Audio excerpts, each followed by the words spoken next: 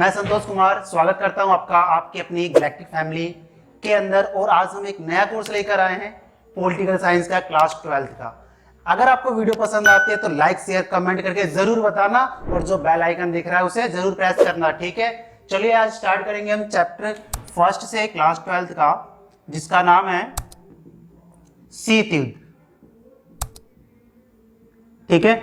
तो शीत युद्ध के बारे में हम डिस्कस करेंगे फर्स्ट चैप्टर के अंदर। देखो बेटा, शीत युद्ध बहुत इंपॉर्टेंट है आपके एग्जाम के लिए, और ये समझने के लिए आपको सबसे पहले समझना पड़ेगा विश्व की राजनीति को। क्या समझना पड़ेगा आपको? विश्व की राजनीति को, ठीक है। देखो विश्व की राजनीति क्या है, अगर आपने इसको जान लिया, विश्व की राजनीति को जान लिया, तो आप बता सकते हो शीत युद्ध क्या था, ठीक है। देखिए जो शीत युद्ध है वो दो ग्रुप के बीच होता है। एक का नाम है उसमें अमेरिका, और दूसरा जो है वो है आपका सोवियत संघ, ठीक है। जो शीत युद्ध है ये किन किन के बीच में होता है? तो दो ग्रुप, अमेरिका और सोवियत संघ। कितने? दो, एक तरफ अमेरिका और एक तरफ सोवियत संघ। देखिए अब ये क्यों शुरू हुआ? अब देखो इसकी कोई फिक्स डेट तो नहीं है, मेरी तरफ से बिल्कुल भी फिक्स नहीं है कि कब स्टार्ट हुआ। हमने मान लिया, अज्यूम कर लिया बस कि आज से शुरू हुआ और इस दिन खत्म हो गया। लेकिन फिर भी कहा जाता है जो शीत युद्ध है ये शुरू होता है after the second world war 1945 में। कब? After the second world war, जब द्वितीय विश्व युद्ध हुआ तो उसके जस्ट खत्म होने के बाद 1945 में इसकी शुरुआत होती है और ये 1991 तक चलता है। और इस 46 इयर्स के अंदर जितनी भी घटनाएं हुई जो शीत युद्ध से संबंधित थी उसके बारे में हम डिस्कस करने वाले हैं। तो चलिए देखते हैं शीत युद्ध की मीनिंग क्या है। सबसे पहले हम बात करते हैं इसकी मीनिंग की, कि जो शीत युद्ध है इसका अर्थ क्या है। तो देखिए शीत युद्ध का मतलब होता है एक ऐसी स्थिति जिसमें कोई वास्तविक युद्ध नहीं होता,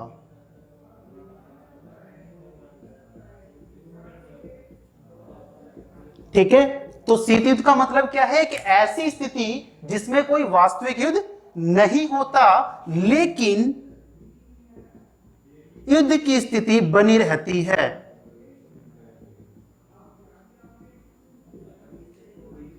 बनी रहती है, ठीक है। तो ये एक छोटी सी डेफिनेशन आपको याद रखनी है शीत युद्ध के लिए। इसकी मीनिंग क्या है? एक ऐसी स्थिति मींस एक सिचुएशन जो क्या क्रिएट कर रही है? कोई वॉर नहीं कर रही। ऐसा नहीं है कि आ रहा इधर से मिसाइल इधर से मिसाइल धूम धूम धूम फाइट हो रही है। नहीं, पबजी और फ्री फायर की तरह फाइट नहीं हो रही इसमें, लेकिन वो सिचुएशन क्रिएट हो रही है जैसे कि हम ढूंढते हुए जाते हैं, ठीक है। तो क्या है? ये एक सिचुएशन है। पबजी नहीं है कि हम एक इधर से मिसाइलें मार रहे इधर से मिसाइलें मार रहे, नहीं, ये क्या है? एक सिचुएशन। बस केवल बाउंड्री लाइन पे हम खड़े हैं। कौन? अमेरिका और जी सर सोवियत संघ। कौन? अमेरिका और सोवियत संघ। इन दोनों के बीच एक सिचुएशन क्रिएट होती है कि अब मिसाइलें आ जाएगी, अब आ जाएंगी, लेकिन आती नहीं है, और इसी को हम बोलते हैं शीत युद्ध, ठीक है। तो ये क्या है? आपका शीत युद्ध। अब देखो ये शीत युद्ध शुरू तो हो गया कब? 1945 में, लेकिन भाई हुआ क्यों? अरे सर ये तो बताया ही नहीं आपने कि हुआ क्यों। चलिए फिर देखते हैं हुआ क्यों, ठीक है। तो देखो इसके रीजन क्या थे, कारण क्या थे, चलिए जानते हैं। शीत युद्ध के कारण के क्या थे? तो देखो आपको 3 कारण याद रखने हैं मेरी तरफ से। कितने? 3, और ये बिल्कुल सिंपल से हैं तीनों, ठीक है। कितने रीजन याद रखने हैं आपको? 3 रीजन याद रखने हैं शीत युद्ध के कारण के रूप में, ठीक है। क्या कारण? सिर्फ 3 कारण। पहला, वैचारिक मतभेद, ठीक है। फर्स्ट रीजन है वैचारिक मतभेद। दूसरा, हथियारों की होड़, ठीक है। दूसरा क्या है? हथियारों की होड़। और तीसरा है आपका एक दूसरे को कमजोर बताना, या हम कह सकते हैं विचारधारा। ठीक है, इसकी जगह हम एक पॉइंट यह भी ले सकते हैं, विचारधारा का संघर्ष। ठीक है, तो आप ये 3 पॉइंट बता सकते हो किसके, शीत युद्ध के। पहला वैचारिक मतभेद। असर वैचारिक मतभेद क्या है, हथियारों की होड़, ये क्या है भाई, ये क्या आ गया यार, विचारधारा का संघर्ष। अब देखो ये है क्या, तो सबसे पहले हम वैचारिक मतभेद को देखें तो यहां पे हम 2 बार में इसको डिवाइड कर दें, एक अमेरिका को और दूसरा सोवियत संघ को यानी यूएसएसआर को।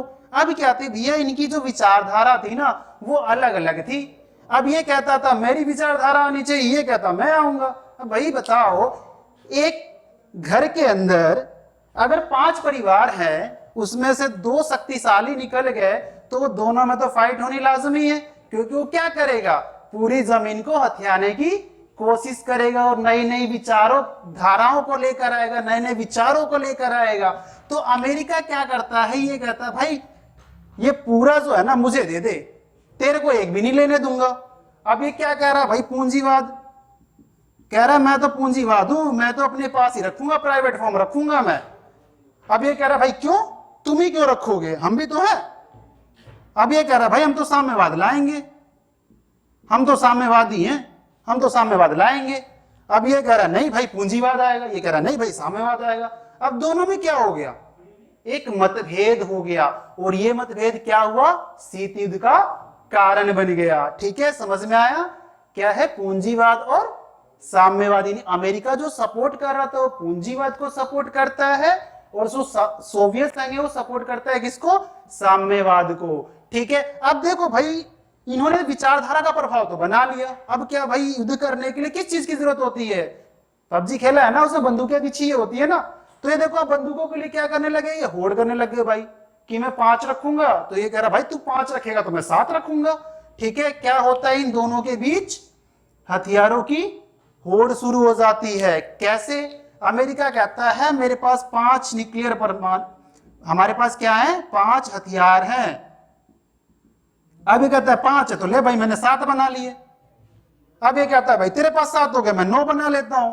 अब ये कहता है तेरे पास 9 हो गए ले मैं 11 बना लेता हूं। अब ये क्या हो रहा है, एक फाइट कि तेरे पास 5 है तो मैं 7 रखूंगा, तू 7 रखेगा तो मैं 9 रखूंगा, लेकिन तेरे से जीतूंगा।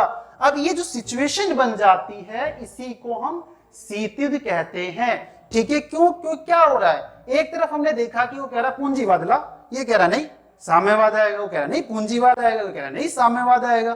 फिर कह रहा भाई हथियार मिसाइलें भी तो चाहिए ना लड़ने के लिए, तो ये कहता है नहीं मेरे पास कम है तो तेरे पास ज्यादा कैसे, तो मैं ज्यादा बनाऊंगा। ठीक है, उसके बाद एक दूसरे को कमजोर बताना शुरू कर देते हैं दोनों भाई क्या करते हैं, दोनों भाई एक दूसरे को कमजोर बताना शुरू कर देते हैं। कहते हैं तू कमजोर, ये कहता है तू कमजोर। अब बताओ जब तू कमजोर की लड़ाई होगी तो जीतेगा कौन भाई, सिचुएशन तो बनी रहेगी ना। तो इन दोनों में केवल एक सिचुएशन क्रिएट होती है जो लंबे समय तक चलती है, और कब तक चलती है, तो 46 तक चलती है। ठीक है, क्लियर है, समझ में आया, अगर समझ में आया तो ठोको लाइक और कमेंट और बताओ कैसा लगा, शेयर करना भी मत भूलो, ज्यादा ज्यादा फैलाओ इससे। ठीक है, तो क्लियर। चलिए अब देखो हमने 2 चीजें देख ली भाई, एक शीत युद्ध का अर्थ क्या था, दूसरा इसका कारण क्या था। अब हमने देखा भाई ये ऐसी सिचुएशन हुई क्यों, तो इसके बाद देखो क्या होता है आपका, ऐसी सिचुएशन क्यों होती है तो देखते हैं। ठीक है, अब देखते हैं नेक्स्ट टॉपिक में, हम अपने नेक्स्ट टॉपिक में क्या था।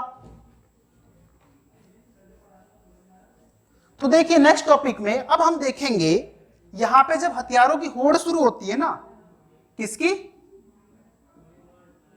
हथियारों की होड़। होड़ का मतलब है मैं ज्यादा शक्तिशाली हो जाऊं या तू ज्यादा शक्तिशाली हो जाए। ठीक है, तो इस स्थिति में क्या है, हमें क्या देखने को मिलता है, ये अलग अलग ग्रुप क्रिएट करते हैं, दोनों ही अपनी अपनी आर्मी का एक संगठन बनाते हैं, जिसको क्या कहते हैं हम, सैनिक संगठन का निर्माण करते हैं, सैनिक संगठन का निर्माण। ठीक है, कौन करता है सैनिक संगठन का निर्माण? तो दोनों ही करते हैं। आपके अमेरिका भी करता है, जिसको हमने बोला यूएसए, दूसरी तरफ सोवियत संघ भी करता है, जिसको क्या बोला हमने? यूएसएसआर। अब इन्होंने क्या किया? अपनी पावर को गेन करने के लिए इन्होंने अपनी आर्मी बनानी शुरू कर दी। आर्मी बनानी शुरू कर दी, क्यों? जब तक आर्मी नहीं होगी तब तक हम फाइट नहीं कर सकते। तो देखो अमेरिका ने तो बना ली भाई 3 आर्मी, 3 संगठन बना लिए। एक बना लिया नाटो, एक बना लिया सिटो, और एक बना लिया सेंटो। ठीक है, यानी कि अमेरिका ने कितनी आर्मी बना ली भाई? 3 आर्मी बना ली, 3 संगठन बना लिए इसने। एक बना लिया नाटो, दूसरा बना लिया सिटो, तीसरा बना लिया सेंटो। लेकिन ये बेचारा, इसने केवल एक ही बनाया संगठन, वार्सा पैक्ट। ठीक है, इसने क्या बनाया? केवल एक ही संगठन बनाया, वार्सा पैक्ट। इसने बना लिया 3। अब बताओ पावरफुल कौन? ये दिख तो रहा है इसने 3 बनाया, इसी एक ही पे रह गया, तो पावरफुल यही हुआ ना। और हुआ भी यही। बाद में बेचारा घर का मारा, ये हार जाता है। ठीक है, तो ये 3 संगठन बनाता है, ये केवल एक ही संगठन पे रह जाता है। अब देखो संगठन बनाने का फायदा क्या होता है भाई? अब ये अकेला तो था नहीं। अब देखो संगठन बनाने का फायदा क्या हुआ। अब देखेंगे हम सबसे पहले संगठन का फायदा। ठीक है, तो देखिए संगठन का फायदा क्या होता है। अगर मैं संगठन के फायदे की बात करूं तो अमेरिका क्यों बनाता है नाटो भाई? ये कहता है भाई अकेले के बस की ना है। क्या कहता है? अकेले की बस की नहीं है, हमें तो कुछ और देश चाहिए, अकेले तो हम जीत ही नहीं पाएंगे। कहते हैं ना, अकेले तो हम जीत ही नहीं पाएंगे, इसलिए हमें क्या चाहिए? और भी चाहिए। तो क्या करता है भाई? कुछ देशों के पास जाता है। कौन? अमेरिका। कौन जाता है? अमेरिका जाता है दूसरे देशों के पास, और ये कहता है भाई आप हमारे साथ आ जाओ, हम आपकी सुरक्षा करेंगे। क्या कहता है? आप हमारे साथ आ जाओ, हम आपकी सुरक्षा करेंगे। तो ये जाता है कितने देशों के पास भाई? 11 देशों के पास, और ये मिलकर हो जाता है 12। एक ये 11 इसके साथ और आ जाते हैं, तो ये 12 क्या हो जाते हैं भाई? नाटो के member. Most important question exam का 4 नंबर में आता है ये, वरना 1 नंबर तो पक्के हैं इसके। 4 नंबर या तो 1 नंबर पक्के हैं। ठीक है, देखो नाटो कब बना भाई? 1949 में। क्यों बना भाई? अमेरिका को लगा मैं तो अकेला नहीं जीत पाऊंगा इससे। किससे? सोवियत संघ से। हमें तो पावरफुल बनना है। तो क्या करता है? अलग अलग देशों के पास जाता है। 11 देशों के पास गया ये, और इसने क्या किया? इन 11 देशों को कन्विंस किया, मनाया, और मनाने के बाद ये क्या करता है? एक ग्रुप बनाता है जिसका नाम है नाटो। अभी नाटो कब बना? 1949 में, और मेंबर कितने हैं? 12। ठीक है, अब देखो भाई इसका काम क्या था? इसका एक सिंपल सा काम था। एक सिंपल सा काम क्या था? किसी भी सदस्य यानी नाटो के सदस्य पर आक्रमण होगा तो वह आक्रमण सभी पर आक्रमण माना जाएगा।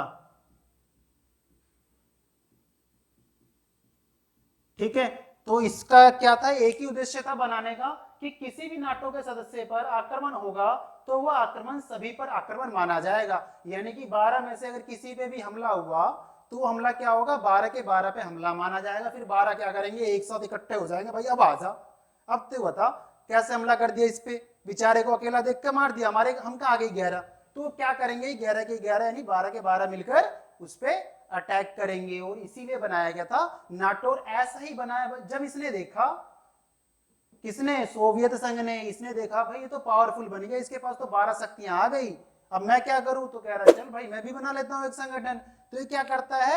ये भी एक संगठन बनाता है, वार्सा पैक्ट। इसमें कितने मेंबर आ जाते हैं? तो 15। कितने आ जाते हैं? 15। अब ये पावरफुल बन गया, उसमें तो 12 ही थे, इसमें 15 आ गए। ठीक है, तो इस तरीके से सेम काम था इसका भी कि इस 15 में से अगर किसी पे भी अटैक होगा तो 15 के 15 अपने ऊपर अटैक मानेंगे, और अटैक मानने के बाद वो 15 के 15 उसके धावा बोल देंगे। ठीक है, तो ये था आपका टॉपिक नाटो का, हथियारों की होड़ का, कि किस तरीके से अमेरिका और सोवियत संघ कैसे पावरफुल बनते हैं। अगर वीडियो पसंद आई हो तो लाइक शेयर और सब्सक्राइब करना मत भूलना। अगर आगे भी ऐसी वीडियो चाहिए तो जितना हो सके उतना शेयर करो, जल्दी जल्दी फटाफट आइकन जो है ना वो दबा देना ताकि अगली नोटिफिकेशन आपको मिल जाए। ठीक है, तब तक के लिए मिलते हैं अगली वीडियो के साथ। जय हिंद, जय भारत।